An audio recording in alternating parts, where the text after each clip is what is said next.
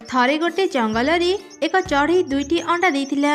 दिने से खाइबा आनिबा पई बाहर को जाइथिला।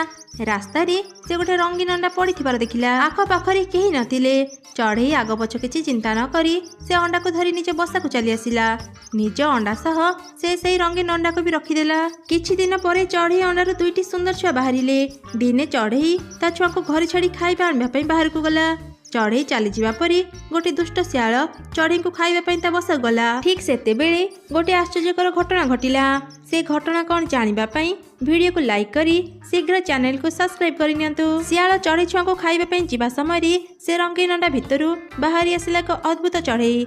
से सियाल को सेठारु चली जिबा पई कहिला। हेले सियाल चढ़ईर कथा सुनिलानी।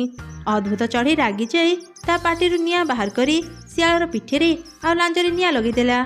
सियाल चित्कार करी करी जंगल छाड़ी चलीगला।